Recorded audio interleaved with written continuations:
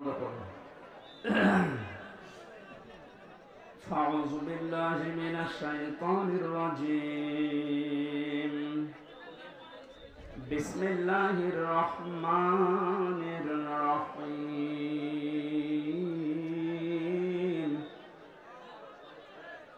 يا أيها الذين آمنوا اتقوا الله وكونوا مع الصادقين.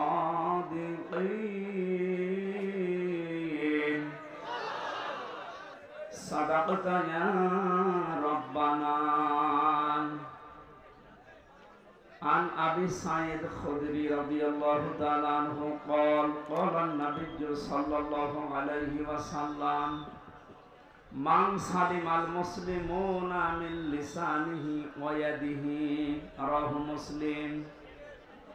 وقال تعالى في شان رسوله: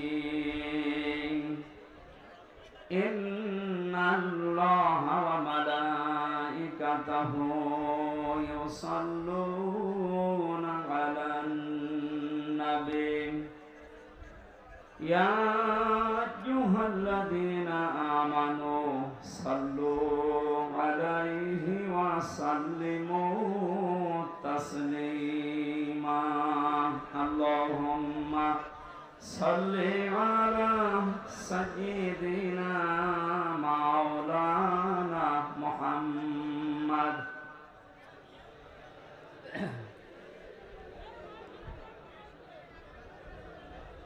রোদের ভেতরে না দাঁড়িয়ে কোনো ছায়া যান, ছায়া যান যে মিডিয়া করে একটু নিচু করে দিন। এখন কিছু করার নেই, সেই জোহরের পর থেকে করলে হতো। এখন মাত্র আর 1 ঘন্টা সময় আছে। আপনারা যা লিখেছেন এর হক আদায় করা লাগবে না? তাফসীরুল কোরআন মাহফিল লিখেছেন, তো এটা তো করা লাগবে কিছু।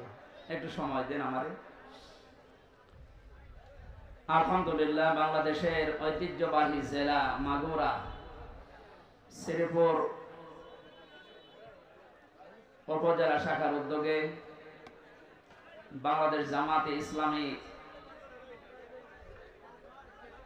শ্রীপুর উপজেলা শাখার উদ্যোগে আল্লামা দিলওয়ার হোসেন সাইদি রহমতুল্লাহ আলাইহি ও বৈষম্য বিরোধী ছাত্র আন্দোলনে যারা শহীদ হয়েছে তাদের আত্মার মাগফিরাত কামনায় আজকের এই মহাবিশ্বের মহাবিশ্ব আল্লাহর কোরআনের তাফসীর মাহফিলের স্বনামধন্য সভাপতি,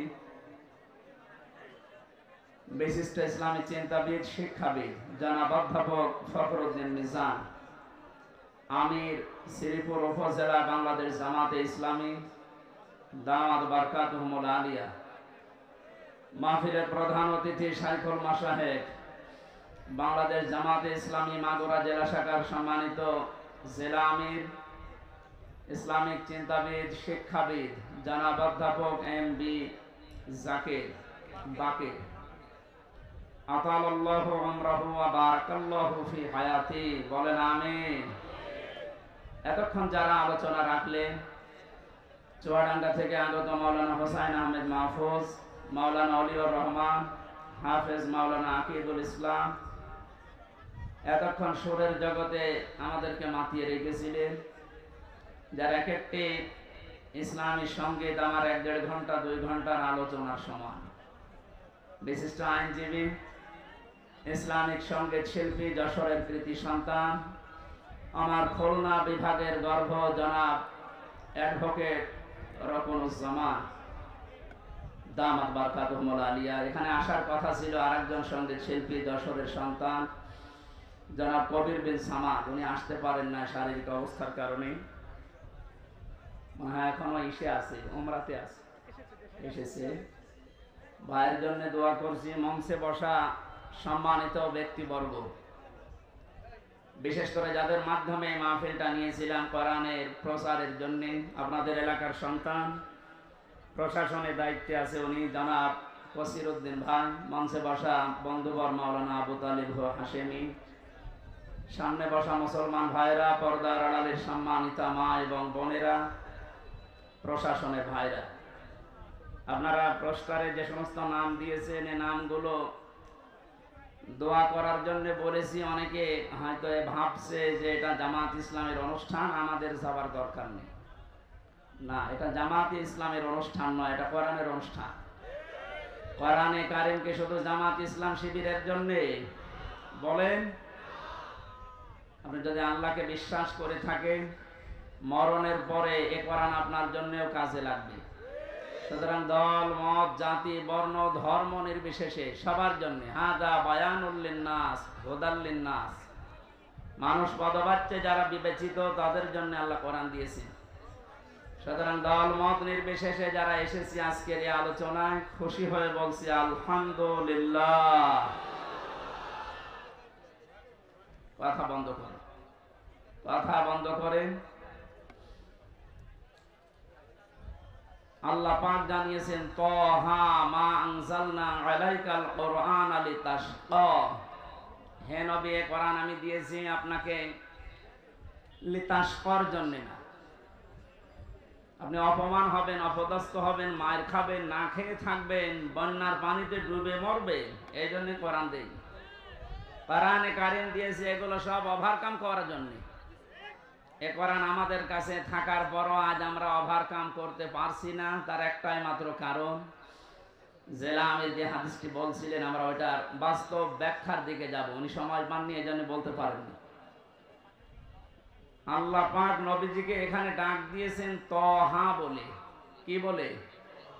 কোরআনে আমরা জানি বিশ্ব নবীকে বিশেষভাবে আল্লাহ 7টা নাম ধরে ডাক দিয়েছেন, তার ভেতরে তহা একটা। প্রথমে ডাক দিয়েছেন ইয়াসিন, হে নেতা। ইয়া শব্দের শাব্দিক অর্থ হচ্ছে হে, হাঁটা হরফে নেদা। সিন মানে সাজ্জেদ। তাফসিরে কাবির আল্লামা ফখরউদ্দিন রাজি রহমতুল্লাহ আলাইহি উনি ইয়াসিন শব্দের ব্যাখ্যা করতে গিয়ে 5টি বিষয় নিয়ে এসেছেন। তিনি বলেন সিন মানে সাজ্জেদুল আলামিন, সিন মানে সাজ্জেদুল বাশার, সিন মানে সাজ্জেদুল কাউনাইন, সিন মানে সাজ্জেদুল আম্বিয়া, সিন মানে সাজ্জেদুল মুরসালিন। আমরা অনেকেই এখানে জানি হাদিসটা যে সূরা ইয়াসিন যদি কেউ একবার তেলাওয়াত করে 10 খতম কোরআন শরীফ পড়ার সওয়াব হয়। এটা আমরা জানি কিনা? কখন হবে? প্রত্যেকটি অক্ষরে মাস্ট বি 10টা করে নাকি আপনি পাবেন। এদের ভেতরে 83টা শিক্ষা আছে, এগুলো আপনার জীবনে তো থাকা লাগবে। তার প্রথম শিক্ষায় আল্লাহ দিয়েছেন ইয়াসিন, আল্লাহর ঘোষণা দেওয়া নেতা এ পৃথিবীতে একজন, তার নাম মুহাম্মাদুর রাসূলুল্লাহ সাল্লাল্লাহু আলাইহি ওয়াসাল্লাম। সুতরাং আপনি যদি বাংলাদেশ সহ বিশ্বের 228টা রাষ্ট্র এখন চলছে স্বাধীন পরাধীন মিলে, এই ছেলে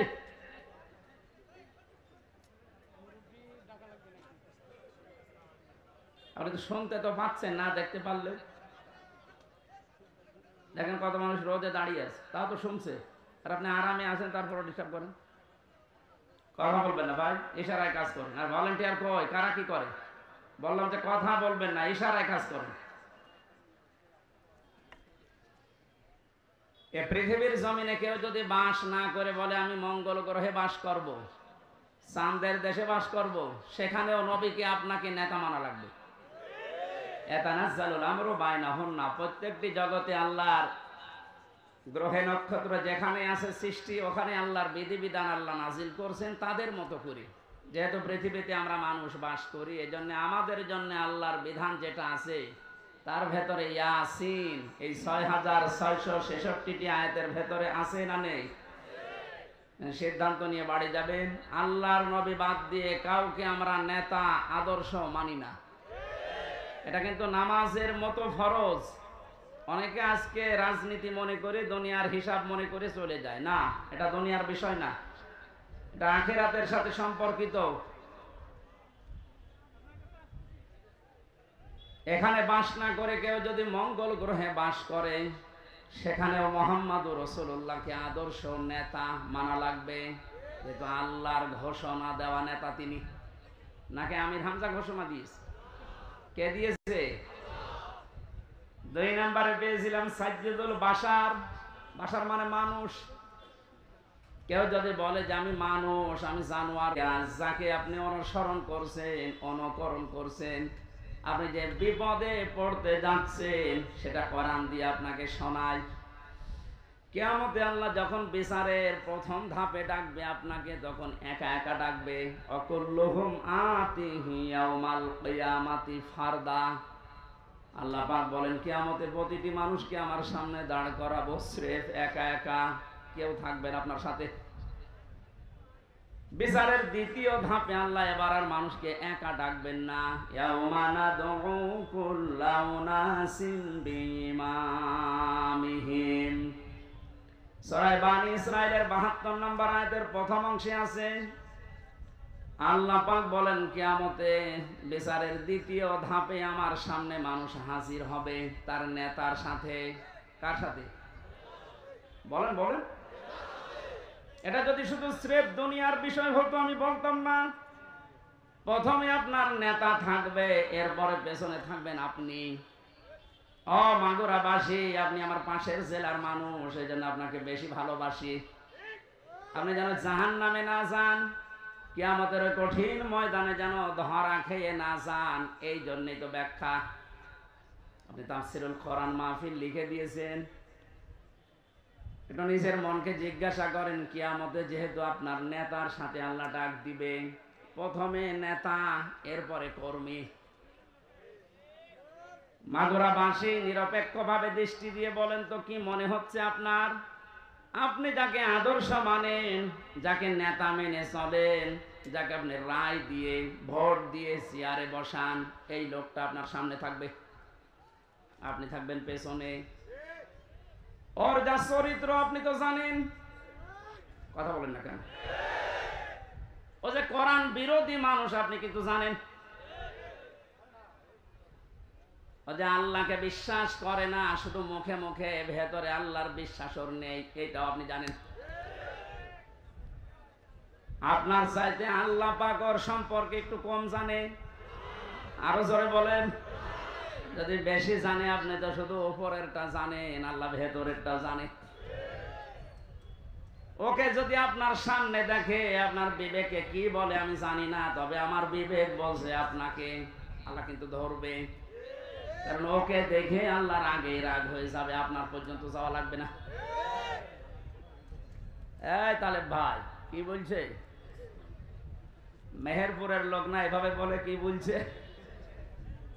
এই মানুষগুলো দেখেন নিজেই বলছে হ্যাঁ ঠিক, তার মানে আমি ধরা খাবো। আপনি বুঝে বলেন আর না বুঝে বলেন এইটা সঠিক। আমার এই কোরআনের চোখ লাগিয়ে, হাদিসের চোখ লাগিয়ে যেটা দেখতে পাচ্ছি সত্যি, আপনি কিন্তু ধরা খাচ্ছেন। এই জন্যই তো বলছে আপনি পাল্টাবেন আজকে। নেতা এটা দুনিয়ার বিষয় না। মাইয়াশফা শাফাআতান হাসানাতান ইয়াকুল লাহু নাসীবুম মিনহা ওয়া মাইয়াশফা শাফাআতান সাজ্জিয়াতান ইয়াকুল লাহু কিফলুম মিনহা ওয়া কানা আল্লাহু আলা কুল্লি শাইইন মুকীতা। সূরা নিসার 85 নম্বর আয়াতে আছে, এটা ফি জিলালিল কোরআনে ব্যাখ্যা আছে, আমি শুধু সামারাইজ করে বলছি। আল্লাহ পাক বলেন কেউ যদি ভালো কাজে সাহায্য সহযোগিতা করে, সুপারিশ করে, একটা লোক ভালো কাজ করে যা পাবে আপনি শুধু সুপারিশ করে তাই পাবেন। এর ব্যাখ্যায় মুফাসসির লিখেছেন কিয়ামতে বহু মানুষ উঠবে, তার আমলনামায় লেখা থাকবে জিনার গুনাহ। লোকটা বলবে মাবুদ আমি বৈধ স্ত্রী নিয়ে সংসার করেছিলাম, আমি জিনা করিনি। তোমার ফেরেশতারা মনে হয় ভুল করিস। আল্লাহ পাক বলেন বান্দা আমি জানি তুমি জিনা করনি, কিন্তু তুমি আমার মানুষকে সাপোর্ট দিয়েছিলে, ভোট দিয়েছিলে, রায় দিয়েছিলে, সমর্থন জানিয়েছিলে। যে লোকটা ক্ষমতার চেয়ারে বসে জিনা জারি করেছিল, নাইট ক্লাব চালু করেছিল। কয়েকদিন আগে একটা জরিপ পেয়েছিলাম, শুধুমাত্র ঢাকা সিটিতে 250টা নাইট ক্লাব চলছে। এখানে যে সব জায়গায় শুধু আল্লাহর জিকির হয়, কি হয় আপনি টের পাচ্ছেন না? এগুলো যারা করেছিল আপনি তো রায় দিয়েছিলেন, তাদেরকে সাপোর্ট দিয়েছিলেন। এই লোকটা ক্ষমতা পেয়ে, আপনার ভোট পেয়ে, রায় পেয়ে, চেয়ার পেয়ে, এই যে নাইট ক্লাব গুলো চালু করে আল্লাহর জিকিরের পরিবর্তে নাফরমানি চালু করেছে। হাজার লক্ষ লক্ষ সেনা সংগঠিত হয়েছিল। শুধু একা পাবে না, আপনার এই রায়ের কারণে আপনার আমল নামায় ফ্লেক্সি লোড হয়ে যাবে। এখন যদি বলেন আমার তো ফ্লেক্সি খোলা নেই, খোলা লাগবে না, এমনি খুলে যাবে, কারণ আপনি তো খুলে দিয়েছেন। অনেক মানুষ এমন আছে তারা বলবে রব্বুল আলামিন আমি তো হজ করিনি, আমার নামের আগে হজের সওয়াব লেখা, কোন কারণে? আল্লাহ পাক বলেন বান্দা আমি জানি তুমি হজের সামর্থ্য ছিল না, হজ করতে পারোনি। এমন মানুষকে রায় দিয়েছিলে যে লোকটা চেয়ার পাওয়ার পরে হজের সিন্ডিকেট ভেঙে দিয়েছে। এটা আফামা খালিদ, ডক্টর আফামা খালিদ হোসেন ক্ষমতা পাওয়ার পরেই চেয়ারে বসতে দেরি, পরের দিন ঘোষণা দিয়েছে হজের মতো এরকম একটা ফরজ বিধান নিয়ে যারা ব্যবসা করছে, সিন্ডিকেট করে আছে, আমি সব ভেঙে চোরমার করে দেব। এইরকম মানুষগুলোকে যদি 151 জন আমরা পাঠাতে পারি, হজ সহ যত আল্লাহর বিধানের সাথে দেশে আজ তামাশা করা হচ্ছে সবগুলো আমরা ভেঙে দিতে পারবো। তাহলে এই ভালো কাজে যদি আপনি সাহায্য করেন, সহযোগিতা করেন, সমর্থন জানান, ভোট দেন, রায় দেন, সুপারিশ করেন, কিয়ামতে আপনি হজ না করেও হজের সওয়াব নিয়ে হাজির হয়ে উঠতে পারবেন। কথা বলেন ঠিক কিনা? এই জন্য বারবার আমি স্মরণ করাচ্ছি, যাকে আপনি সামনে নিয়ে স্লোগান দিচ্ছেন এই লোকটার চরিত্র কিন্তু আপনি জানেন। এমন মানুষকে সামনে যে ব্যবস্থা আসছে, সাপোর্ট করা যাবে না, সুপারিশ করা যাবে না, রায় দেওয়া যাবে না, ভোট দেওয়াও যাবে না।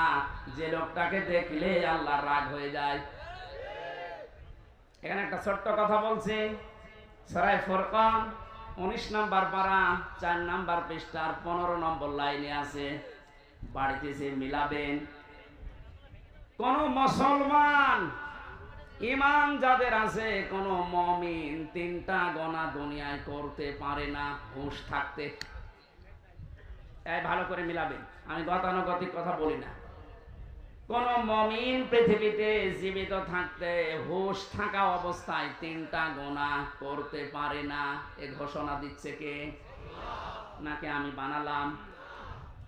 এবার আল্লাহর ঘোষণা শোনেন, ওয়াল্লাযীনা লা ইয়াদউনা মা'আল্লাহি ইলাহান আখারা ওয়া লা ইয়াকতুলুনান নাফসাল্লাতী হারামাল্লাহু ইল্লা বিল হক ওয়া লা ইয়াসনুন।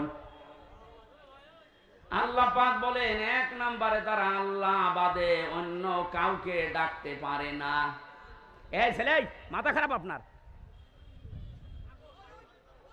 তার কেটে দেন তো সব। এখান থেকে বসবে না, বাইরে যে বলবো হুজুর রাজনীতি করিস। এটা কি রাজনীতি করছি? আল্লাহ বাদে অন্য কাউকে যারা ডাকছে, কোন মুমিন এ ডাক দিতে পারে না। আজ কয়েকদিন ধরে একটা ভিডিও চোখে পড়ছে, জালেমরা তো বিদায় নিয়েছে আমরা দেখতে পাচ্ছি, কিন্তু বাংলাদেশে এখন নব্য অনেকেই মুনাফিকের আচরণ আরম্ভ করেছে। আল্লাহর ঘোষণা ছিল কি? কোন মুমিন পৃথিবীতে 3টা গোনা করতে পারে না, করলে সে আর মুমিন থাকে না। 1 নম্বরে আল্লাহর সাথে অন্য কাউকে আপনি ডাকতে পারবেন না। ভিডিওতে দেখলাম একজন এদেশে অনেক বড় দায়িত্বে আছে, আমি নাম নিলাম না, উনি গৌতম বুদ্ধের প্রশংসা করছে। আল্লাহ বাদে অন্য কাউকে ডাকা যেহেতু জায়েজ নেই, সেহেতু ওই জায়গায় আপনি যা বললেন আপনার ঈমান নেই। মুমিন হিসাবে আপনি যা করলেন আপনার ঈমান নষ্ট হয়ে গেছে। এরকম মানুষ যদি সামনে আসে, আপনি কোনোদিন আপনার রায়, সমর্থন, সুপারিশ, ভোট দিতে পারবেন? তাহলে কাফেরকে দেওয়া হবে। 2 নম্বরে ওয়ালা ইয়াকতুলুনান নাফসাল্লাতী হারামাল্লাহু ইল্লা বিল হক। এই পৃথিবীর ময়দানে আল্লাহর ঘোষণা দেওয়া ব্যতীত আপনি কাউকে অন্যায়ভাবে হত্যা করতে পারবেন না। অথচ এই 5 তারিখের আগ পর্যন্ত আপনি তাকান, ন্যায় অন্যায় কোথায় পেয়েছেন? আমার সামনে কুষ্টিয়াতে 14 জন মানুষকে শহীদ করে দেওয়া হয়েছে। এই হত্যার সাথে টপ টু বটন একেবারে উপরের নির্দেশ, যত মানুষ জড়িত এরা একটা আর মুসলমান মুমিন নেই, বিপরীতটা হয়ে গেছে। এরা যদি সামনে আসে কোনোদিন সুপারিশ করবেন, রায় দেবেন, ভোট দেবেন, সমর্থন জানাবেন। 3 নম্বরে ওয়ালা ইয়াজনুন, মুমিন কখনো সজ্ঞানে স্বইচ্ছায় হুঁশ থাকার পর জিনা করতে পারে না। কিন্তু বাস্তবতা আমরা পুরো উল্টা দেখেছি এই 17 বছর। এত বড় দরবেশ, ওর ফেরেশতা দেখেছেন, মানুষের বউ জোর করে নিয়ে সংসার চালিয়েছে। জোরে বলেন নাউজুবিল্লাহ। কোরআনে কারীমের সূরা ফুরকানের আয়াত অনুযায়ী এই 3টা গুনাহ কোনো মুমিন করতে পারে না। সুতরাং যারা করছেন আপনারা মুমিন নেই। আর দেশে 96% মুসলমান কোনোদিন আপনাদেরকে সাপোর্টও করতে পারে না। আমি আশা করছি আপনি কথা মেনে নেবেন, কারণ এটা আমার নিজের কথা না, আল্লাহর বক্তব্য। আমি শুধু অ্যাডভার্টাইজ করলাম। কথা বলেন না কেন? মানবেন কিনা আপনার বিবেককে জিজ্ঞাসা করেন। নবীকে যে আল্লাহ 7টা নামে ডাক দিলেন, তার প্রথম নাম যেহেতু ইয়াসিন ছিল, ইয়াসিনের 2 নাম্বার অর্থ হচ্ছে সাজ্জিদুল বাশার। মানুষ হিসাবে দাবি করলে আপনাকে মুহাম্মাদুর রাসূলুল্লাহ মাস্ট বি, তাকে আদর্শ নেতা মানাই লাগবে। কেউ যদি না মানেন, আলাদাবুল মুফরাদের বর্ণনা, দুনিয়ায় যাদের আদর্শ, যাদের নেতা মুহাম্মাদুর রাসূলুল্লাহ ছিল না, এই মানুষটা মরণের পরে বিনা হিসাবে বিনা বিচারে জাহান্নামী। এইটা আমি মানালাম। হ্যাঁ, এবার আসেন যে কথাটা বোঝানোর জন্য এতক্ষণ বারবার এদিক ওদিকে যাচ্ছে, খুব খেয়াল করেন। মুহাম্মাদুর রাসূলুল্লাহ সাল্লাল্লাহু আলাইহি ওয়াসাল্লাম এখন নেই, আছে? বলেন না কেন? উনি যে আমাদের আদর্শ, আমার নেতা, উনি তো নেই। আমি এখন দেখে মেনে চলবো কি করে? কোরআনে কারীম জানিয়েছে, ইয়া আইয়ুহাল্লাযীনা আমানু আতিউল্লাহা ওয়া আতিউর রাসূলা ওয়া উলিল আমরি মিনকুম, ইলা আখিরি আয়াত। সূরা নিসা 5 নম্বর পারার 6 নম্বর পৃষ্ঠা 9 নম্বর লাইনের 59 নম্বর আয়াতে আছে। এটা ফি জিলালিল কোরআনে পাবেন। আল্লাহ ডাক দিয়েছেন, হে ঈমানদারেরা, আমি আল্লাহর আনুগত্য করো, আমার রাসূলের আনুগত্য করো, আর তোমাদের ভেতরে যারা উলিল আমর নেতৃত্ব দেয়, নেতা যারা, তাদের মেনে চলো। এই আদেশ মানা নফল না ফরজ? আরো জোরে বলেন। নামাজ যেভাবে ফরজ মনে করে পড়েন, এই আয়াতটা মেনে নেওয়া লাগবে ঠিক ওইভাবে ফরজ মনে করে। কিন্তু শিক্ষার বিষয় এখানে যে আতিউ, এটা ফেল, এটা ভার্ব, এটা ক্রিয়া। এই শব্দটা আল্লাহ নিজের নামে আর রাসূলের নামে দিয়েছেন, কিন্তু উলিল আমরের আগে আল্লাহ শব্দটা দেননি। আমি যে কয়টা তাফসীর আয়াতের সাথে মিলিয়েছি, সব মুফাসসির একমত, আল্লাহ রাসূলকে মেনে চলা লাগবে, কোনো প্রশ্ন করা যাবে না। আল্লাহ রাসূলের পরে কিয়ামত পর্যন্ত যারা দুনিয়ায় আসবে, যারা নেতা হবে, নেতৃত্ব দেবে, এদেরকে যদি আপনি মেনে চলতে চান, মাস্ট বি আপনাকে দেখা লাগবে এই লোকটা আল্লাহ রাসূলকে মেনে চলে কিনা। একটা যদি আমরা মেনে নিতে পারতাম, অনেকে যারা 41 সাল টার্গেট দিয়েছেন, 31 সাল টার্গেট দিয়েছেন, এত লাগবে না। আমার যতটুকু বিশ্বাস, এই 5 তারিখের পর থেকে আজকের এই 6 তারিখ, মাত্র এই 32 দিন, এই 32 দিন এই যেভাবে পাল্টেছি আমরা, আপনি আর কিছুদিন সময় দেন, 16 থেকে এখন প্রায় 36% মানুষ এদেশে চাচ্ছে যে ইসলাম রাষ্ট্রীয়ভাবে কায়েম হোক। আমি আগস্টের 5 তারিখের আগ পর্যন্ত একটা জরিপ দেখেছিলাম বিবিসির, বাংলাদেশে 100 জনের 16 জন মানুষ চাইতো যে দেশে ইসলাম কায়েম হোক। কিন্তু আগস্টের 5 থেকে এই সেপ্টেম্বরের আজকে 7 তারিখ, মাত্র 32 দিনে গতকালকের রিপোর্টও দেখেছি এদেশে এখন 36 জন মানুষ চাচ্ছে এদেশে ইসলাম কায়েম হোক।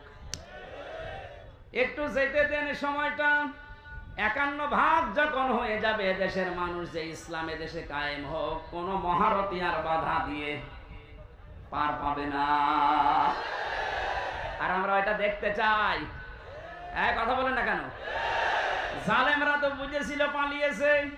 মুনাফিক অনেকে আছে, অনেকে বুঝে ফেলছে, এজন্য খালি তোড় জোড় করছে, না আর সময় দেওয়া যাবে না, সময় দেওয়া যাবে না। মানে এরকম পরিবেশ তৈরি করেছে কি আপনার বাবা নাকি? যারা তৈরি করে দিয়েছে বৈষম্য বিরোধী ছাত্র আন্দোলনের এই নেতা কর্মী যারা, এরা যা বলবে তাই হবে। আপনি কোথাকার কে? কি করেছেন আপনি 17 বছর? আপনি এখন বড় বড় ইস্যু তৈরি করে নিয়ে আসতেছেন। যারা এভাবে স্বাধীন মুক্ত ভাবে জীবনে চলাফেরা করার পরিবেশ তৈরি করে দিয়ে গেল, তারা যা বলবে আমরা তাই মেনে নেব। বেশি বাড়বেন না। জালেমরা বেশি বাড়ার কারণে এই পরিণতি হয়েছে। মুনাফিকরা যদি বেশি বাড়ে, মুনাফিকদের অবস্থা আরো শোচনীয় হবে। আমি সবচেয়ে বেশি আশ্চর্য হয়েছি গত বর্ষদিন, এই 17 বছরের ভেতরে কোন বড় জালেম হোক আর ছোট জালেম হোক, কেউ সাহস পায়নি যে কোরআনে কারিমের কথা মসজিদে বলতে দেব না, এরকম সাহস কেউ দেখায়নি। কথা বললেন না কেন? আমি পাইনি। কিন্তু গত 2 দিনে অনেক জায়গায় দেখছি জালেম তো নেই দেশে, মুনাফিক আছে। এই মুনাফিকেরা এখন সুর তুলছে মসজিদে, কিসের কোরআনের কথা মসজিদে বলা যাবে না। আল্লাহর ঘোষণা শোনেন এবার, আমান আযলামু মিম্মান মানাআ মাসাজিদাল্লাহি আইয়ুযকারা ফিহা ইসমুহু ওয়া সাআ ফি খারাবিহা।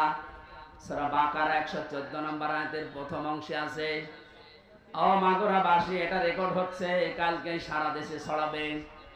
আমার সামনে এখন এই 10,000 20,000 মানুষ না, আমার সামনে এখন 18 কোটি মানুষ আছে। সবাইকে উদ্দেশ্য করে বলছে, যারা একথা ছড়িয়েছেন যে মসজিদে কিসের কোরআনের কথা, আল্লাহর ভাষা দেখেছেন?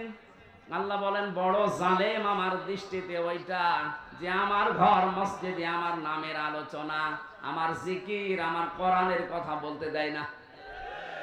সুতরাং ভুল করছেন আপনি। আপনি কিন্তু জালেমের খাতায় পড়বেন, আর জালেম হলে সে আল্লাহর টার্গেট।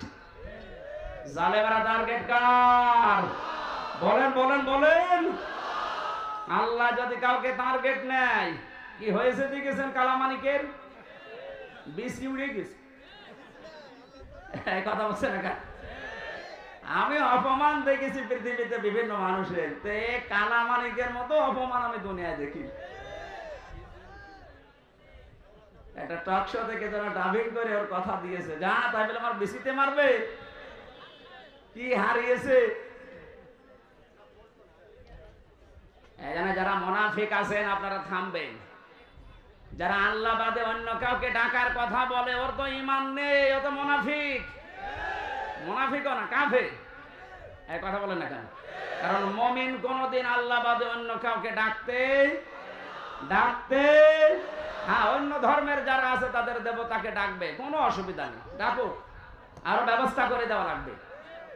কিন্তু আপনি মুসলিম নাম নিয়ে আল্লাহর পাশাপাশি অন্য কাউকে ডাকবেন, আপনার ঈমান থাকবে না, আপনি বেঈমান হয়ে গেছেন। আজ কিছু মানুষ এই যে 96% মুসলমান বাদ দিয়ে বাকি থাকে, আর দেশে অন্য ধর্মের কয় ভাগ? 4 ভাগ। বলেন বলেন। এই 4 ভাগ মানুষকে নিজেদের পক্ষে রাখার জন্য, আন্তর্জাতিক ভাবে বিভিন্ন মহলকে এটা দেখানোর জন্য ঈমান পর্যন্ত অনেকে বিক্রি করে দিচ্ছে। আমি নিচে নামলাম না, আপনি বোঝার যদি বুঝে নিন। এখানে যে কথাটা আমি ইঙ্গিত দিতে চাচ্ছি, মুহাম্মদুর রাসূলুল্লাহ বাদ দিয়ে অন্য কাউকে যে মানুষগুলো আদর্শ মেনে আছেন, আপনি ভুল পথে আছেন। কিয়ামতে আপনি যে ধরা খাবেন আপনি নিজেই স্বীকার করলেন। সুতরাং এখনই আপনি ফিরে আসবেন। ফিরে আসবেন কিনা বলেন তো? ফিরে আসবেন। আমি চাই আপনি যেন কিয়ামতে বিপদে না পড়েন। আমরা সবাই আল্লাহর বানানো জান্নাতে যেতে চাই ইনশাআল্লাহ। আমরা কোরআনে কারিমের একটা মাত্র আয়াত পড়েছি সূরা তাওবা 119 নম্বর আয়াত। এর ভেতরে যে কথাগুলো আছে এই কথাগুলো আমি তাফসীর আকারে বলার চেষ্টা চালাবো। আমা তাওফীকি ইল্লা বিল্লাহ। জেলা আমির সাহেব হাদিস পড়েছিলেন, ওরাটা উনি সময় পানিয়ে জন্য ব্যাখ্যা করতে পারেনি। এটা বাস্তবের সাথে আমাদের আজ মিলানো লাগবে। আন আবি হুরায়রা রাদিয়াল্লাহু তাআলা আনহু قال قال النبي সাল্লাল্লাহু আলাইহি ওয়াসাল্লাম, বিশ্বনবী বলেন, হযরত আবু হুরায়রা থেকে এটা বর্ণিত, মান কোরআন কোরআনা, যে ব্যক্তি আল্লাহর কোরআন পড়ে, ফাস্তাজহারাহু, এবং কোরআনকে যারা ইজহার করার চেষ্টা করে। ইজহার মানে আমি যতগুলো অভিধানে ইজহার শব্দটা মিলিয়েছি, ইজহার শব্দের শাব্দিক অর্থ প্রকাশ করা, স্পষ্ট করা, দাঁড় করানো, কায়েম করা।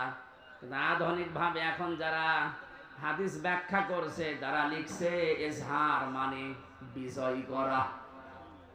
কোরআন যারা এদেশে আমরা পড়ছি, আমরা যদি এই মানুষগুলোই কোরআনকে বিজয়ী করার জন্য চেষ্টা চালাই, ফাআল্লাহ হালালাহু ওয়া হারামা হারামাহু, এর ভেতরে বর্ণিত হালালকে হালাল জেনে মেনে নেওয়া, হারামকে হারাম জানার পরে ছেড়ে দেওয়া, আদখালাহুল্লাহুল জান্নাহ, নবীজি বলেন আল্লাহ তাকে জান্নাতে দিয়ে দিয়েছে।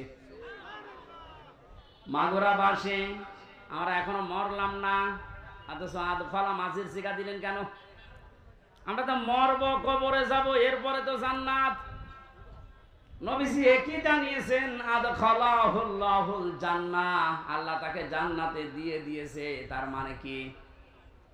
মুহাদ্দিসিন ইকরাম ব্যাখ্যা করতে গিয়ে হাদিসে লিখেছেন, সত্যি যদি কেউ কোরআন 4টা শর্ত মেনে পড়তে পারে, শুদ্ধ করে পড়ে, ওটা বোঝে, নিজে ওর উপরে আমল করে, আর ওটা মানুষের কাছে পৌঁছিয়ে দেওয়ার নিয়তে চেষ্টা করে, তাহলে কোরআন পড়ার অর্থ পেলাম কয়টা?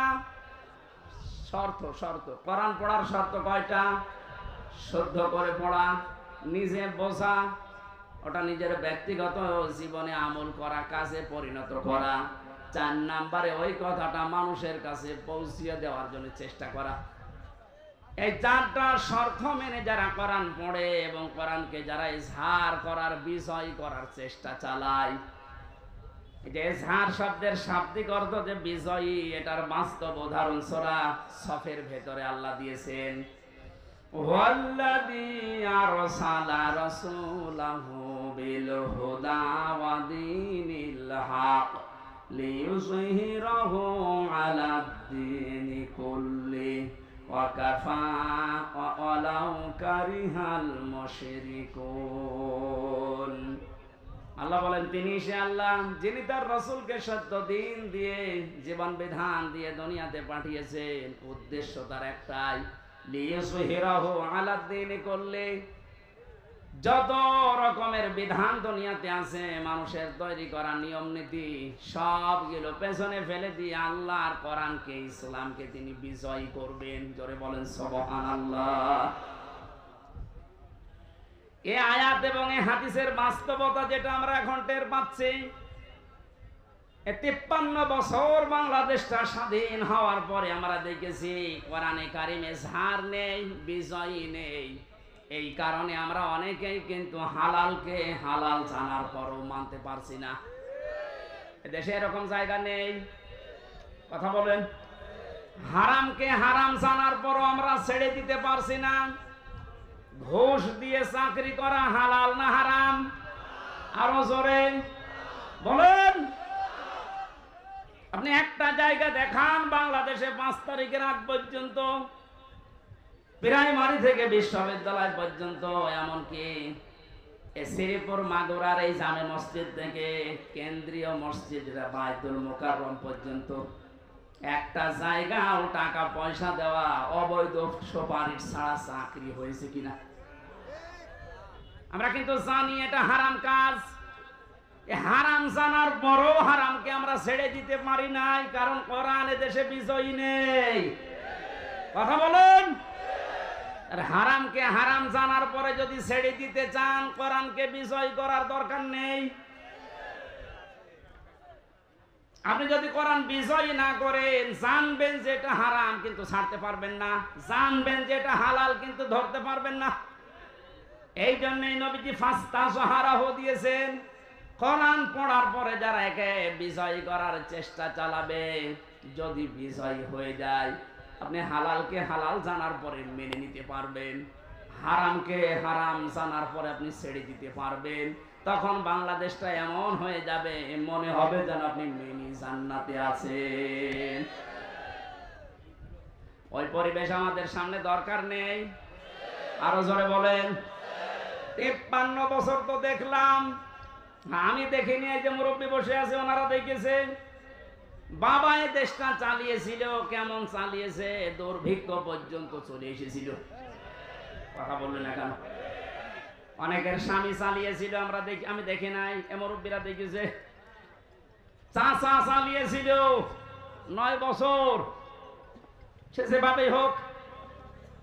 বউ চালিয়েছে, ভাবিও চালিয়েছে, সবার এখন শেষ।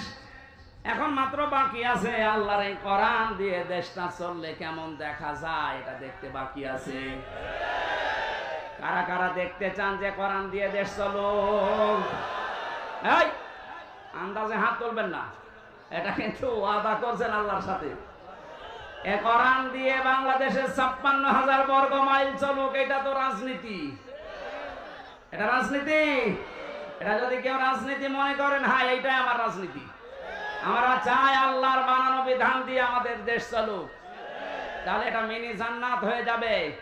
বৈষম্য বিরোধী ছাত্র আন্দোলনে যে 9 দফা দাবি ছিল, এই বৈষম্যের কারণে আজ হাজারো মানুষ তার কাঙ্ক্ষিত জায়গায় যেতে পারেনি। বিশ্ববিদ্যালয় থেকে যারা পাশ করে যে কোনো সাবজেক্টে, যারা ফার্স্ট ক্লাস ফার্স্ট হয়, তাদেরকে ওই বিভাগে শিক্ষক হিসাবে রেখে দেওয়ার নিয়ম। এই যে সাক্ষী আছে, জিজ্ঞাসা করেন। অথচ আমাদের এই ইউনিভার্সিটি সহ যত বিশ্ববিদ্যালয় বাংলাদেশে আছে, তাকান বৈষম্য এমন জায়গায় যে পৌঁছিয়েছে। ফার্স্ট ক্লাস ফার্স্ট যারা, ওর পেছনের ব্যাকগ্রাউন্ড যেহেতু আল্লাহর বিধান মেনে চলে, এজন্য ওখানে দেওয়া যাবে না। দিয়েছে 70 রোল নাম্বার যার, তারে দিয়েছে।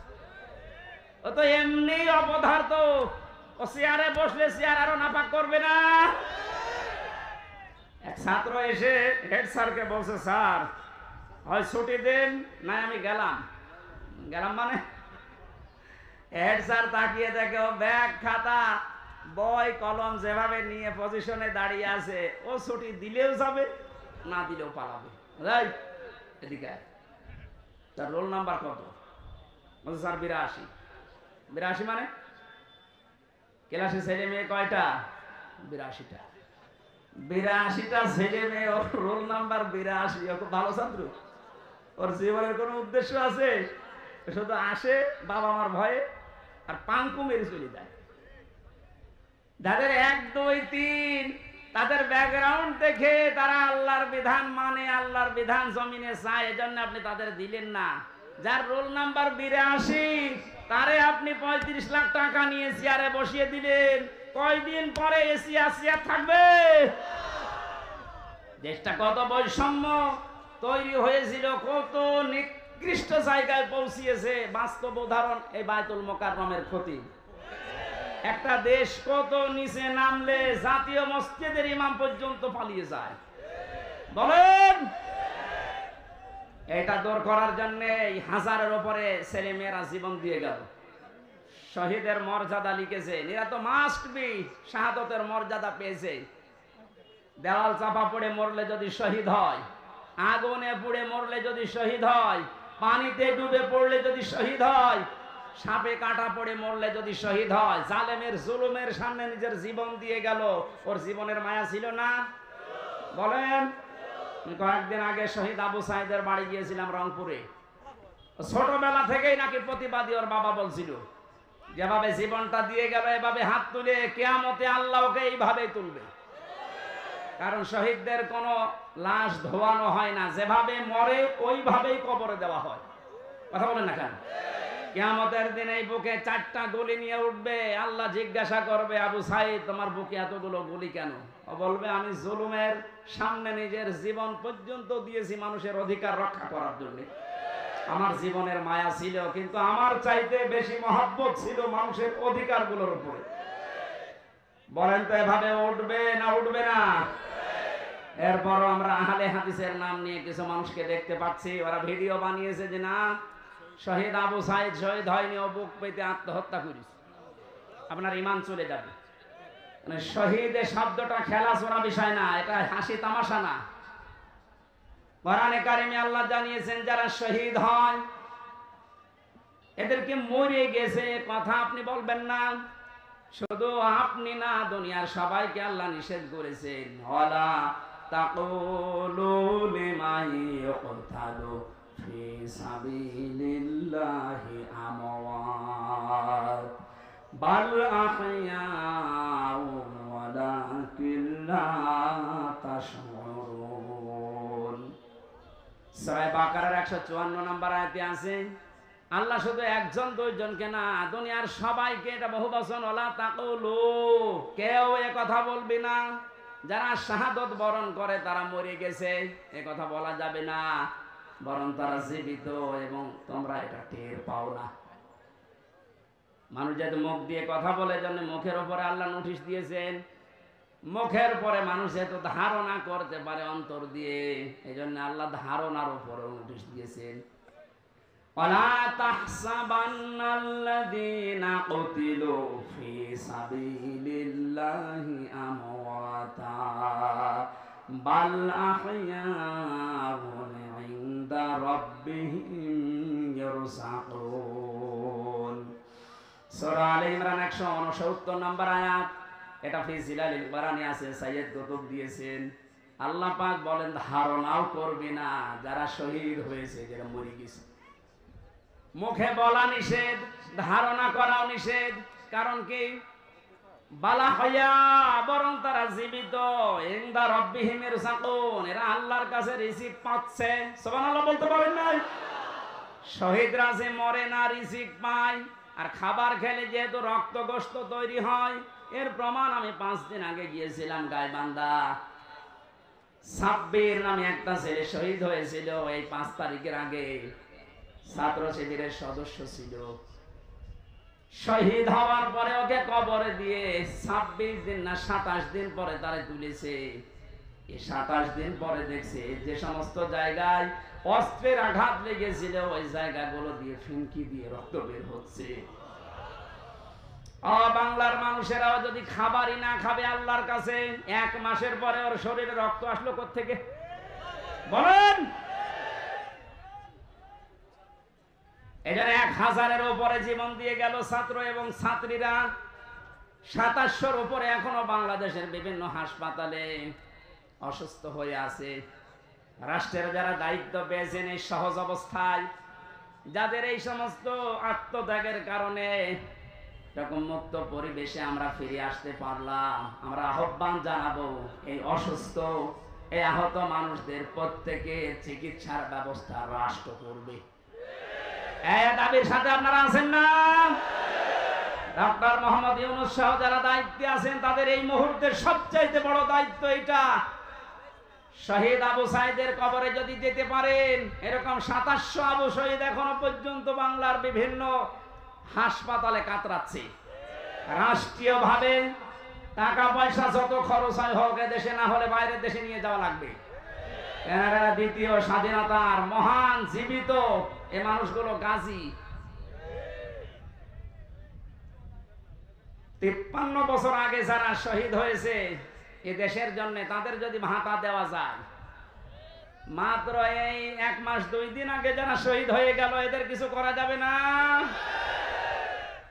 বৈষম্য বিরোধী ছাত্র আন্দোলনে যারাই ছিল, আমরা প্রত্যেকের সুচিকিৎসার ব্যবস্থা নিশ্চিত করতে চাই রাষ্ট্রীয়ভাবে। এবং যারা মারা গেছে তাদের যে সম্মান দেওয়া দরকার, আল্লাহ এবং রসুলের পক্ষ থেকে যেটা এসেছে, কোনদিন এ কথা মুখে উচ্চারণ করবেন না ও মরে গেছে, মনে মনে ধারণাও করবেন না যে মরে গেছে। এত বড় কঠিন হুঁশিয়ারি দিয়েছেন আল্লাহ কোরআনে কারিমে শহীদদের পক্ষে। ওনাদের যে দাবি ছিল সংস্কার, আমি এ কোরআনের মাহফিলের মাধ্যমে সারা বাংলাদেশের মানুষকে আহ্বান জানাতে চাই, সংস্কার যখন আরম্ভ হয়েছে 1628 জন মানুষকে সংস্কার করা লাগবে এক্ষুনি, কারণ এই মানুষগুলো জালেমদের সহযোগী ছিল। এই কথা বলেন না কেন? 1628 জন মানুষ আপনি তালিকা করেন, দেখবেন এরা সবগুলো জালেমের প্রত্যক্ষ সহযোগী ছিল। জালেমের একা এই জুলুম করা সম্ভব ছিল না, এদেরকে সাথে নিয়ে করেছিল। এদেরকে নেওয়ার কারণে এদের এই বিভাগগুলো পর্যন্ত আজ মানুষের কাছে ঘৃণিত। এই যে পুলিশ, সব কি খারাপ? এই মাত্র কয়েকটা কোলাঙ্গারের কারণে আজ পুলিশ প্রশাসনের উপরে মানুষের এত রাগ। আমার বাড়ির নিচতলায় পুলিশ ভাড়া ছিল, 5 তারিখের পরে সকালে যেয়ে দেখছে ঘর তালা মারা। কোথায় গেছে আল্লাহ জানে, আর আসতেছে না। এই বাহিনীর উপরে আবার আস্থা ফেরানোর জন্য ওনারা চেষ্টা চালাচ্ছে। সবাই খারাপ না, যেই কয়েকজনের কারণে এই যে হারুন 3 ইঞ্চি, ওরা আসলেই 3 ইঞ্চি করা লাগবে। এই গোপালগঞ্জের মনিরুল কাউন্টার টেরোরিজমে ছিল, আসাদুজ্জামান, ডিসি মান্নান, আমি নাম ধরে বলছি কারণ এগুলোর দ্বারা আমি নিজে অত্যাচারিত হয়েছি। এই মাদারীপুর ট্যাকের হাটের আমার মামলার আয়ু আজ আমি মিজানুর রহমান, আমার ধরার পরে আমার বাবার কাছ থেকে 10 লক্ষ টাকা নিয়েছে, বলেছে নাই 100টা মামলা দেব। আমার বাবা গ্রাম্য মানুষ, সঙ্গে সঙ্গে 8 লাখ টাকা দিয়ে দিয়েছে। যে সমস্ত জায়গাতে ধার করেছিল ওই ধারগুলো এখন আমার শোধ দেওয়া লাগে। কয়েকদিন আগে আমার যত মামলা ছিল আদালত সবগুলো ঢিসমিস করে দিয়েছে। আদালত মামলা দেখে বলছে আমি কি দিয়ে বিচার করব, এর কোনো মাল নেই। আমি মনে হয় বলতে গেলাম যে স্যার আপনি তো এই 3 বছরও দায়িত্বে ছিলেন, এই মামলাটা আমার সিএমএম কোর্ট, জজ কোর্ট, হাইকোর্ট সহ প্রায় 31 থেকে 32 বার উঠেছে, আপনি তো দেননি। এখন বলবে যে আমার হাত বাঁধা ছিল, এখন তো হাত খোলা। এখন হাত খোলা না? আমরা চাই সারা দেশের যেখানে যেখানে হাত বাঁধা ছিল কারো হাত আর বাঁধা থাকবে না। সংস্কার যখন চলছে সবার হাত যেন খুলে যায়। কথা বলেন ঠিক কিনা? জালেমদের দোসর যেগুলো আছে সবগুলো পাল্টান, নাই গেল নতুন নতুন ইস্যু তৈরি করবে। সংখ্যালঘু নাম নিয়ে ওরা মানুষকে লাগিয়েছিল, কিন্তু হালে পানি নেয়নি। এক কথা বলছেন এখন। এরপরে প্রধান বিচারপতিকে দিয়ে একটা কু করার চেষ্টা করেছিল, ছাত্র জনতা রুখে দিয়েছে, পারে নাই, আবার লাগিয়েছে আনসারদেরও হয়নি, কারণ 42,000 আনসার নিয়োগ হয়েছে এই দেশে, তার 32,000 সঙ্গপালি। আমরা যে 63টা জেলার মানুষ, আমরা কি ঘাস কাটছি? এই জন্য তো কোনো বাহিনী আর আসে নাই, প্রথমে এসেছে প্রথমে আনসার, কারণ সবই ওইটা। এটা দিয়েও যখন হালে পানি নেয়নি তখন লাগিয়েছে ডাক্তারদের, এটাও পারে নাই। গার্মেন্টসের শ্রমিকদেরকে লাগাবে সামনে, সব গোপন সংবাদ যাদেরকে দিয়ে ষড়যন্ত্র করে আল্লাহ সব ফাঁস করে দিচ্ছে। আমার মনে হয় জালেমদের যা চরিত্র, আর ওরা যেভাবে উপর থেকে কথা শুনতেছে, আপা আপনি ঘাবড়াবেন না, আপনি ঘাবড়ালে আমরা নরম হয়ে যাই। ওদের যা চরিত্র এ দেশের মানুষ আসলে জানে। দেখেন গোয়ালন্দ ঘাটের বেশ্যাদেরকে কয়েকদিন পর নামাবে। এত নিম্ন কথা আমি বলতাম না, কারণ ওদের চরিত্র তো এইটাই। হ্যাঁ, কথা বলেন না কেন? এখানে সংস্কার যখন আরম্ভ হয়েছে, 9 দফা দাবি নিয়ে যারা লেগেছিল, সংস্কার আমরা খুব দ্রুত চাই। যে লোকটাকে এখনো পর্যন্ত মাথার উপরে বসিয়ে রেখেছেন, এই চপ্পু মিয়া, কিসের চপ্পু? এই চপ্পুকে বাদ দেওয়া লাগবে ইমিডিয়েটলি। কারণ জালেমদেরকে টিকিয়ে রাখার পেছনে যারাই দায়ী, একটাকেও আমরা চোখের সামনে দেখতে চাই না। এই কথা বলেন, নয়তো কিন্তু এই ষড়যন্ত্র রোখা যাবে না। নতুন নতুন করে আবার ফাঁদ বাঁধবে, বেশ্যাদেরকে দিয়েও হবে না, তখন নিজেরা উলঙ্গ হয়ে নামবে। চরিত্র বলতে কিছু আছে যে নামবে না? এত অত্যাচার করেছিল জেলখানার ভেতরে মানুষকে। আমার যে মামলা, এটা মূল্য চুরি মামলাও না, সন্দেহ করে আমরা ধরে নিয়েছি। আমার ওয়াজ শুনে নাকি কিটা উদ্বুদ্ধ হয়ে সংসার ভাঙতে গেছে, এই ছিল আমার মামলা। আর আমারে নিয়ে রেখেছে ফাঁসির কন্টেম সেলের ভেতর, রিমান্ডে নিয়েছিল মাটির নিচে, ওই যে আয়না ঘর বলে ওটা নিচে, আমি দেখে এসেছি। আমার কালো কাপড় দিয়ে চোখ বেঁধে, হাত পেছনে বেঁধে দিয়ে তাও হ্যান্ড কাপ দিয়ে যেটা লাগলে হাত কেটে যায়, পায়ের ভেতরে ডান্ডা বেড়ি দিয়ে 11 ঘন্টা আমার টাঙিয়ে রেখেছি যে যা বলতে বলছি এটা বলা লাগবে, নয়তো আপনার বউ তুলে নিয়ে আসবো আমরা। বলে নাউজুবিল্লাহ। এই মানুষগুলোকে বলে ক্ষমা করে দেন। কিসের ক্ষমা? কোন ক্ষমা নেই এদের, কারণ এদের মাফ করবেন না আল্লাহ, কারণ ওরা আল্লাহর কাছে অপরাধ করে নাই, করেছে হামজার কাছে। যতদিন পর্যন্ত হামজা মাফ না করবে ওকে আল্লাহও মাফ করবে। ইন্নামাস সাবিলু আলাল্লাযিনা ইয়াজলিমুনা নাস। আল্লাহ বলেন অবশ্যই আমি নিজে মামলা দেব, কেস করব তাদের বিরুদ্ধে যারা মানুষ হয়ে মানুষের উপরে জুলুম করে। আল্লাহ কি ইয়াজলিমুনাল মুসলিমুনা দিয়েছেন? না, ইয়াজলিমুনান নাস। আমি কি মানুষের ভেতরে পড়ি না? আসতে বলেন। মানুষের ভেতরে পড়ার পরও 3টা বছর আপনি যোগাযোগ বিচ্ছিন্ন রাখলেন আমার আর মামুনুল হককে, কেন? আমরা কি মানুষের ভেতরে না? অত্যাচার জুলুমের সাথে টপ টু বটন যারা জড়িত, আমি জানতাম খবর নিয়ে মাঝে মাঝে বলতে স্বরাষ্ট্রমন্ত্রী এ কথা জানিয়েছে, এই জন্য আপনাদের যোগাযোগ বিচ্ছিন্ন। আমরা মাফ করব না, যে মাফ করে করুক, আমার কোনো মাফ নেই। কারণ এদের কারণে আমার ছোট মেয়েটা এখনো পর্যন্ত আমার চেনে না। বাড়িতে গেলেও মনে করে এরকম হুজুর বহু আসে, এও একটা হুজুর।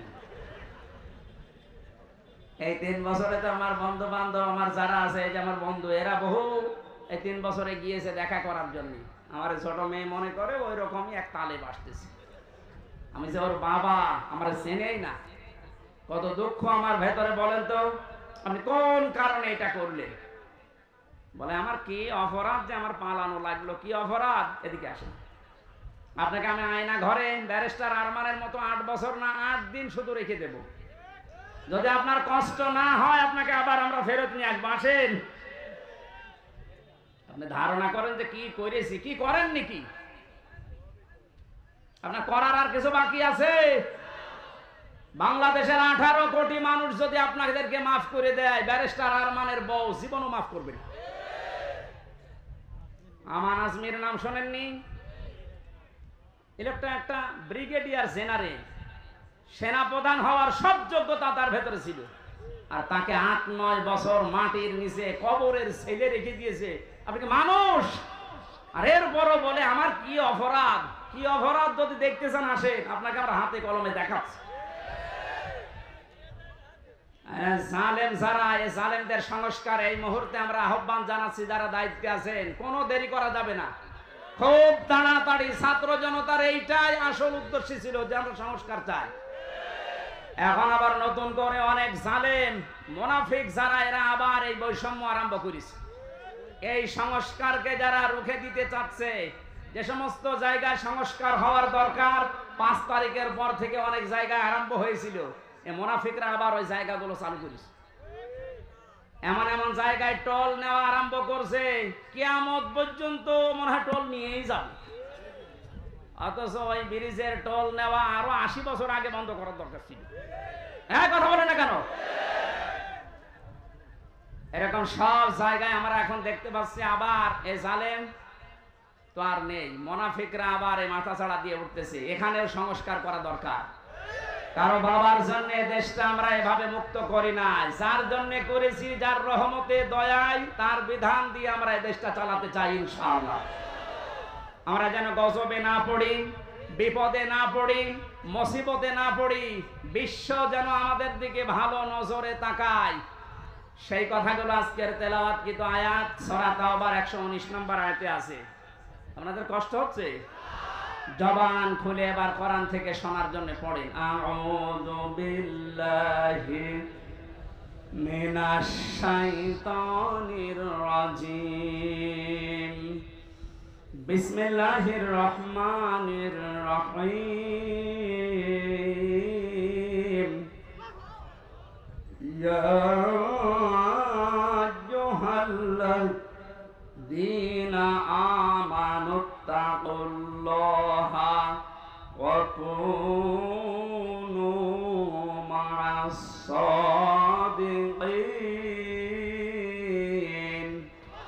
সাদাকাল্লাহুল আযীম।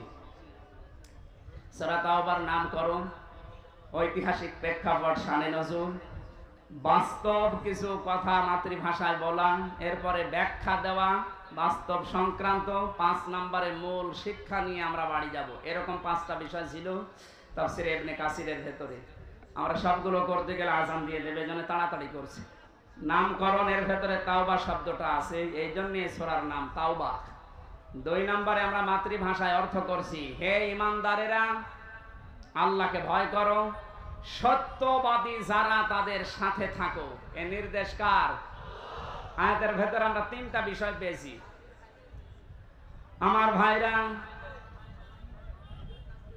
আল্লাহ রাব্বুল আলামিন জানিয়েছেন, ইয়া আইয়ুহাল্লাযীনা আমানু।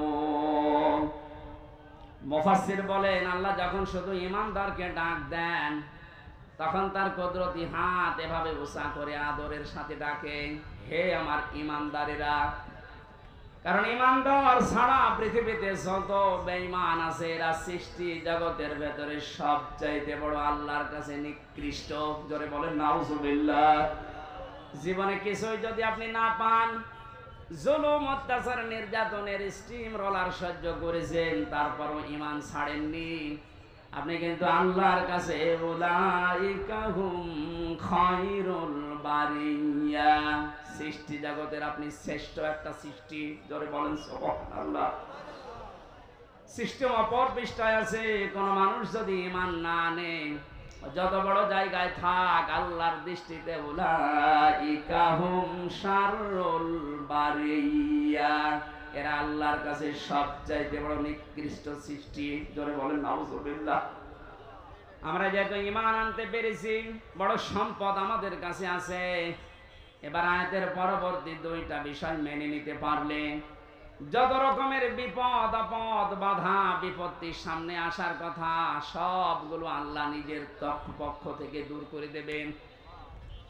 কোরআনে কারিমে আয়াতের ব্যাখ্যায় পেয়েছি আমি, ওয়াজাহিদু ফিল্লাহি হাক্কা জিহাদি হুয়া জিতাবাকুম ওয়া মা জাআলা আলাইকুম ফিদ-দীনি মিন হারাজ, ইলা আখির আয়াত।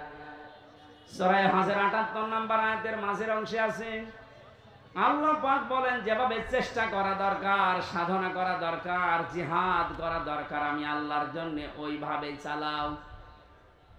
তোমাদেরকে আমি আল্লাহ নির্বাচিত করেছি। ও মাগুরাবাসী, এই যে এজেতেবা মানে নির্বাচিত করা, মনোনীত করা। নির্বাচিত করেন কে? আরো জোরে বলেন। তাহলে নির্বাচিত করা লাগে যার মাধ্যমে, তার নাম নির্বাচন। নির্বাচন করেই মানুষ নির্বাচিত হয়। অথচ এই 17 বছরের ভেতরে নির্বাচন কি আমরা দেখি নাই? যারা নির্বাচিত হয়েছে নির্বাচন ছাড়া, এরা সব বৈধ না অবৈধ? কথা বোঝেন? নির্বাচনের মাধ্যমে নির্বাচিত হওয়া লাগে।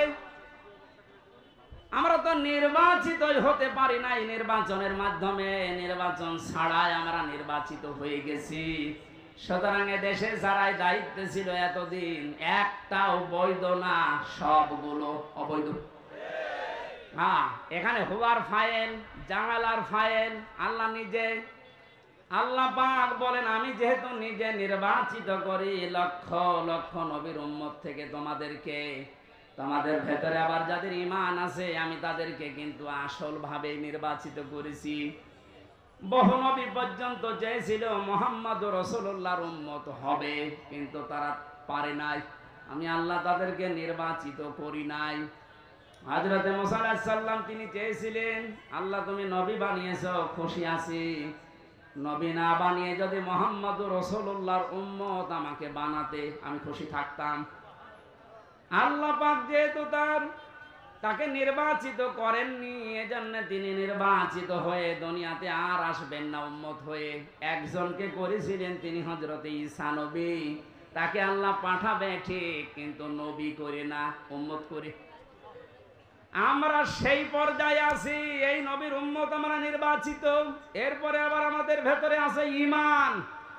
আল্লাহ পাক বলেন, ঈমানের উপরে থাকতে গিয়ে, আল্লাহর পথে যদি টিকে থাকতে গিয়ে বিপদ আপদ মুসিবত যন্ত্রণা দুঃখ এগুলো আসে, আমি আল্লাহ ওয়ামা জাআলা আলাইকুম ফিদ্দীনি মিন হারাজ, জাআলার ফাইল বা কর্তা সরাসরি আল্লাহ। দিনের উপরে চলতে গিয়ে ইমানদারদের যত বাধা বিপত্তি যত ঝামেলা আসবে এগুলো সব আল্লাহ নিজে দায়িত্ব নিয়ে সরিয়ে দেবেন। জোরে বলেন আল্লাহু আকবার। এটার বাস্তব আমরা কিন্তু দেখতে পাচ্ছি। এখন 5 তারিখে আমার মনে হয় আল্লাহ আয়াতটা কার্যকর করে দিয়েছে বাংলাদেশে। কত রকমের বাধা বিপত্তি, কত রকমের পাহাড় পাথর আমাদের উপরে ছিল, বুকের উপরে আল্লাহ নিজে দায়িত্ব নিয়ে সব ঘন্টার ভেতরে পাল্টিয়ে দিয়েছে। এমন এমন পাথর আমরা মোড়ে মোড়ে দেখেছিলাম। 1:30 মিনিটে যখন ঘোষণা হয়ে গেল যে পালিয়ে যাচ্ছে, বিকাল 5টা বাজতে বাজতে সারা দেশের কোনো জায়গায় আর পাথর পেলাম না। কুষ্টিয়ার মোড়ে যে পাথরটা ছিল, বিকাল 5টা বাজতে বাজতে মাটির সাথে মিশিয়ে দিয়েছে বাংলার জনগণ। কত হাজার কোটি টাকা খরচ করে বাংলার এই 64 জেলা 560টা থানার উপরে আপনি এগুলো বানিয়েছিলেন। এই টাকাগুলো দিয়ে যদি আপনি রাষ্ট্রের কাজে লাগাতেন, যার জন্য এগুলো করলেন একটাও তো কাজে লাগে না, সব মাটিতে শুয়ে আছে। এখন টাকাগুলো আপনার বাবার টাকা ছিল না, টাকা ছিল জনগণের। এই যে জালা, এর ফাইল যেহেতু আল্লাহ নিজে কর্তা, আমার মনে হয় আল্লাহ নিজে এই পাথরটা দায়িত্ব নিয়ে সরিয়ে আমাদের বুককে হালকা করে দিয়েছে। আলাম নাশরাহ লাকা সাদরাকা ওয়া ওয়াদানা আনকা বিজরাক আল্লাযী আনকাযা যাহরাক। আল্লাহ পাক বলেন, হে নবী, আমি আপনার বক্ষকে উন্মুক্ত করিনি। আপনার পিঠের উপরে যে বোঝা ছিল, বোঝাটাকে আমি আল্লাহ নামাইনি। আমার মনে হচ্ছে আয়াতগুলো আল্লাহ 1500 বছর আগে না, 5 তারিখে সব নাযিল করিস। কোরআনের পাখি সেই 15 বছর আগে ঘোষণা দিয়ে গিয়েছিল এমন একটা কালো গাঢ় অন্ধকার রাত আমাদের উপরে আসতেছে। মক্ষম ভাবে যদি মোকাবেলা করতে না পারি, সক্ষম ভাবে, তাহলে সুবহে সাদিক হওয়া বড় অসম্ভব। আল্লাহ নিজে দায়িত্ব নিয়ে সুবহে সাদিক আমাদের মাঝে এনে দিয়েছেন। এজন্য আমরা যারা ঈমানদার, কোনো ভয় নেই, কোনো চিন্তা নেই। ঈমানদারদের ভয় চিন্তা আল্লাহ নিজের পক্ষ থেকে দূর করে দেয়। এর বাস্তব প্রমাণ শহীদ মীর কাশেম আলী। আমাকে কারারক্ষী বলছিল, হামজা ভাই, এই লোকটার যেদিন ফাঁসি হবে মাত্র 3 ঘন্টা বাকি আছে। আমি বললাম, স্যার আপনার ফাঁসি হবে 3 ঘন্টা, আপনি এবার প্রস্তুতি নেন। শহীদ মীর কাশেম আলী কারারক্ষী কুতুবউদ্দিন, এই যে রাজবাড়ি বাড়ি, আমার বলছে, হুজুর শেষ পর্যন্ত আমারে ডাক দিয়ে বলে, ভাই আমি ঘুমিয়ে গেলাম, 2 ঘন্টা পরে আমারে ডাক দেবেন। দেখলাম ঠিক ঘুমিয়ে গেছে। 2 ঘন্টা পরে ওনারে ডাকলাম রাত 9টায়, যেহেতু 10টায় একে ওনার ফাঁসি। ওঠার পরে গোসল করে ওযু করার পরে 2 রাকাত নামাজ আদায় করলেন। এশার নামাজ শেষ করে 2 রাকাত নামাজ আদায় করে আমারে বলছে, কারারক্ষী ভাই জল্লাদ শাহজাহানকে ডাক দেন, আমি রেডি হয়ে গেছি। কারারক্ষী আমারে বলছে, আমির হামজা ভাই, আমার মনে হচ্ছে উনি শ্বশুর বাড়ি যাওয়ার জন্য ব্যস্ত। অথচ মাত্র 1 ঘন্টা আছে। ও বাংলার মুসলমানের, আপনার কি মনে হয় এই কঠিন পরিস্থিতিতে? অথচ তার ছেলেটা গুম হয়ে আছে, ব্যারিস্টার আরমান, তার স্ত্রী অসুস্থ হয়ে আছে, তার দলের লোক হাজার হাজার পালিয়ে বেড়াচ্ছে, জেল খাটতেছে। 24 ঘন্টা তার দলীয় লোকজন আতঙ্কে আছে। এই অবস্থায় সে বলছে, আমি 2 ঘন্টা ঘুমিয়ে নিলাম, আমারে ডেকে দেন। আপনি বলেন তো, ওই সময় কি ঘুম আসার কথা? কেন ঘুম এসেছে? কারারক্ষী বলছিল, ভাই ওনার ঘুম আসলো কি করে, আমার এখনো মাথায় ধরে না। আমি বললাম, আমার ধরেছে। আল্লাহ পাক বলেন, ইন্নাল্লাযীনা ক্বালু রাব্বুনাল্লাহু সুম্মা ইসতাকামু তাতানাজ্জালু আলাইহিমুল মালাইকা। যারা এই কথা দুনিয়ায় বলতে পারে আমাদের রব আল্লাহ, আর এর উপর টিকে থাকতে পারে, আল্লাহ ফেরেশতা নাযিল করে তাদেরকে শুধু সাহায্যই করে না, এটা যেহেতু তাতানাজ্জালু মুসারে বর্তমান ভবিষ্যৎ প্রেজেন্ট ফিউচার মালাকুন্না দিয়ে আল্লাহ মালাইকা বহুবচন দিয়েছেন। যারা আল্লাহকে রব বলার পরে সত্যিই টিকে থাকতে পারে ইখলাসের সাথে তাওয়াক্কুল করে, মাস্ট বি আল্লাহর ওয়াদা আল্লাহ পূরণ করবেই, তাদের জন্য ফেরেশতা আল্লাহ নাযিল করবেই। ফেরেশতাদের এসেছিল তার প্রমাণ, আল্লাহ তাখাফু ওয়ালা তাহজানু, ফেরেশতারা বলতে থাকে কোনো ভয় পাবেন না, কোনো চিন্তা নেই। কিসের ভয়, কিসের চিন্তা? তাফসীরে ফি জিলালিল কোরআন সাইয়্যিদ কুতুব লিখেছেন, আমাকে যখন ফাঁসি দেওয়া হয়, যে ইমাম এসেছিল কালেমা পড়াতে, আমি ডাক দিয়ে বললাম আপনি আমাকে কালেমা পড়াবেন, এর জন্য রাষ্ট্র আপনাকে বেতন দেবে, অথচ এই কালেমার দাওয়াত দেওয়ার কারণে আজ আমাকে ফাঁসি দেওয়া হচ্ছে। সুতরাং ইমাম ভালো করে শোনেন, আপনার কালেমা আর আমার কালেমা এক কালেমা না। আল্লাহ তাখাফু ওয়ালা তাহজানু, সাইয়্যিদ কুতুব আয়াতের ব্যাখ্যায় তিনি লিখেছেন, ফেরেশতা যখন কানের কাছে এসে বলতে থাকে কোনো ভয় নেই, কোনো চিন্তা নেই, আপনার ছেলে মেয়ের জন্য, আপনার দলের লোকের জন্য, ব্যবসা প্রতিষ্ঠানের জন্য আপনার চিন্তা আসতে পারে, ভয় হতে পারে, আল্লাহ নিজে ওইগুলোর দায়িত্ব তার কুদরতি হাতে তুলে নিয়েছে। মাগুরার মুসলমানেরা, আমার তো 100% বিশ্বাস হচ্ছে শহীদ মীর কাসেম আলী 3 ঘন্টা ফাঁসি, এরপরে 3 ঘন্টা পরে যার ফাঁসি হবে, 2 ঘন্টা যেহেতু ঘুমিয়েছে, অবশ্যই মাস্ট বি ফেরেশতা ওনার কানের কাছে কিছু শুনিয়েছিল, নাই তো ঘুম আসার কথা না। আমার তো কোনো চিন্তা টেনশন ছিল না, তারপর আমার ঘুম আসতো না 3 বছর। আর যার মাত্র 3 ঘন্টা পরে দুনিয়া থেকে বিদায় নেবে, তার ঘুম আসে কি করে? আপনার শুনতে যত সহজ মনে হচ্ছে, বিষয়টা অত সহজ না। ওই জায়গায় যদি আপনি পতিত হতেন, বুঝতেন যে বাস্তবতা কত কঠিন। কিন্তু ওরা এমন সহজ করে নিয়েছে। আল্লাতি কুনতুম তুআদুন, ফেরেশতা বলে চিন্তা করবেন না, আল্লাহ তো সব দায়িত্ব নিয়ে নিয়েছে, ওই জান্নাতের সুসংবাদ নিয়ে এসেছি। ওয়া আবশিরু বিল জান্নাতিল্লাতি কুনতুম তুআদুন, ওই জান্নাতের সুসংবাদ গ্রহণ করেন, যে জান্নাতের ওয়াদা আল্লাহ নিজে আপনার সাথে করেছেন। জোরে বলেন সুবহানাল্লাহ। বাংলার মুসলমান, আমাদের কোনো পুঁজি নেই, একটা পুঁজি আমাদের আছে, আমরা ইমানদার। আরো জোরে বলেন, এটা দুনিয়ার সবচাইতে বড় পুঁজি আমাদের। ইমানদারকে আল্লাহ বেশি ভালোবাসেন, এই জন্য ডাক দিয়েছেন ইত্তাকুল্লাহ, আমি আল্লাহকে ভয় করো। মুফাসসির যারা এখানে আছে, যারা আলেম আছে, কোন মানুষ যদি আমরা আল্লাহকে ভয় এই শব্দটা বাস্তবে দেখাতে পারি, দুনিয়ায় 9টা আর আখেরাতে 27টা উপকার আল্লাহ নিজে করবেন বলে কোরআনে ঘোষণা দিয়েছেন। এতগুলো ব্যাখ্যা করতে গেলে অনেক সময় লাগবে, এজন্য আমি এক কথায় বলছি, তাকওয়া মানে আল্লাহর ভয়, ঠিক আছে, কিন্তু যে যেখানে যেই কাজ করবেন, ওই কাজ করার আগে শিক্ষা এবং প্রশিক্ষণ নেওয়ার মাধ্যমে বাস্তব জীবনে ওই কাজটা সুচারুরূপে আঞ্জাম দেওয়ার নাম তাকওয়া। আশা করছি কথা বোঝা গেছে। এই তাকওয়া যদি কেউ অর্জন করে, তাদেরকে আল্লাহ জানিয়েছেন কোন মা সাদিকিন, সত্যবাদীদের সাথে থাকবা কাজে এবং কর্মে, তাহলে ধ্বংস আসবে না, বিপদ আসবে না, মুসিবত আসবে না, গজব আসবে না। আমরা যেহেতু এখন সত্যবাদীদের সঙ্গে থাকার জন্য আল্লাহর ঘোষণা শুনলাম, মরণের আগ পর্যন্ত আল্লাহর ভাষায় যারা সত্যবাদী তাদের সাথে থাকতে রাজি নেই। আরো জোরে বলেন, আল্লাহর ভাষায় সত্যবাদী কারা?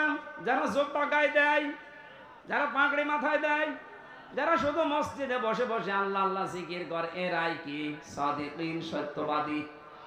এই আয়াতের ব্যাখ্যা আল্লাহ নিজে করেছেন। সূরা বাকারা 177 নম্বর আয়াত, আল্লাহ পাক বলেন, উলাইকাল্লাযীনা সাদাকু ওয়া উলাইকা হুমুল মুত্তাকুন, ওপরে বর্ণিত এখানে 10টা গুণ দেওয়া আছে।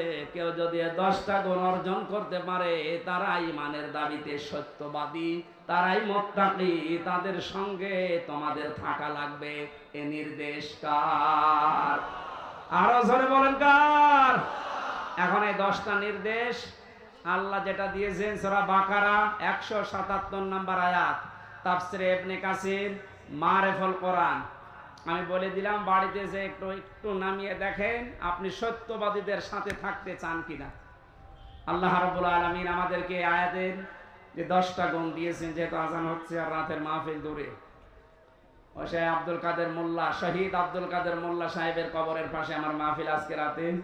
আজকের মতো শেষ করে আগামীতে কয়েকটা অনুষ্ঠানে শ্রীপুর, মাগুরা, নাঙ্গলবাদ নেওয়া আছে, ওখানে রাতের বেলা কথা বলবো ইনশাআল্লাহ। আল্লাহুম্মা আমিন।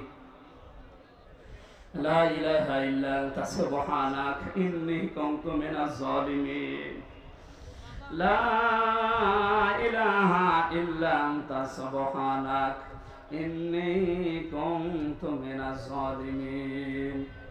রব্বুল আলামিন প্রচন্ড রোদের ভেতরে গরমে চাতক পাখির মতো কোরআনের কথাগুলো বোঝার চেষ্টা করছিল। এরা কোরআন শুনতে এই মাগুরা শ্রীপুরের মানুষগুলো এত পাগল, এদেরকে তুমি কোরআনের জ্বলন্ত হেদায়েত দিয়ে দাও। হযরতে ওসমানের মতো, হযরতে ওমরের মতো বানিয়ে দাও।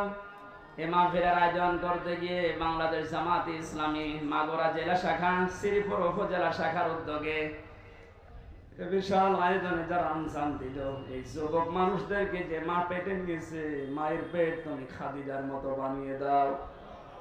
সম্মানিত মা বোনেরা বিভিন্ন বাড়িতে গাছতলায় তারা বসে আছে। আল্লাহ, আলাদাভাবে তাদের দায়িত্ব কর্তব্য বলতে সময় পেলাম না, তুমি তাদেরকে ফাতেমাতুজ জোহরার মতো জীবন দিয়ে দাও।